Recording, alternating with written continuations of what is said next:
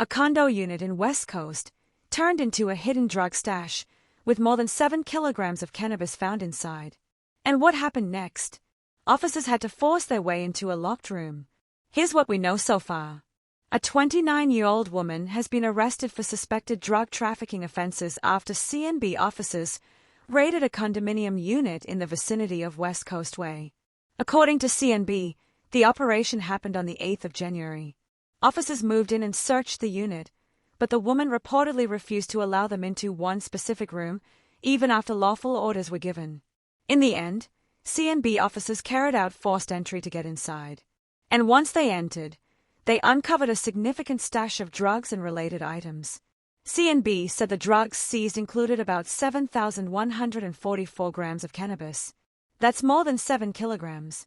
Along with that, officers also seized around 169 grams of ice, which is meth, about 9 grams of ketamine, around 30 grams of ecstasy, and 30 Aramin 5 tablets. Drug paraphernalia was also found. The total street value of the drugs seized was estimated at more than 94,900 Singapore dollars. CNB added that the amount could potentially feed the addiction of around 1,110 abusers for a week. Now, this case also highlights something very important about Singapore's drug laws. CNB reminded the public that cannabis is classified as a Class A controlled drug under the Misuse of Drugs Act. That means trafficking, offering to traffic, and even being involved in acts that prepare for trafficking are all serious offenses.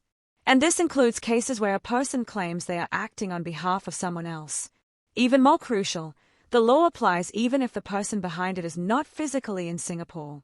In other words, someone asked me to help is not a defense. And the stakes here are extremely high. CNB said that if a person is found guilty of trafficking more than 500 grams of cannabis, the punishment can be the mandatory death penalty. Let that sink in. This case involves more than 7,000 grams.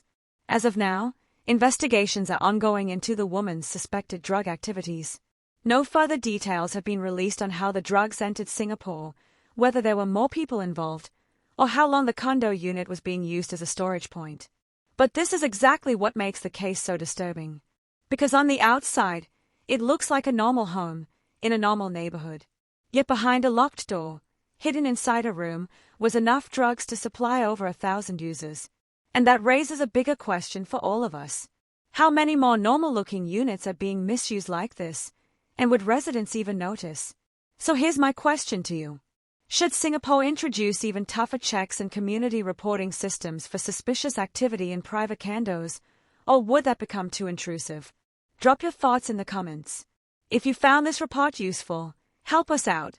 Like, share, and subscribe to 2230. We bring you the real stories, the facts, and the questions that matter, right here in Singapore.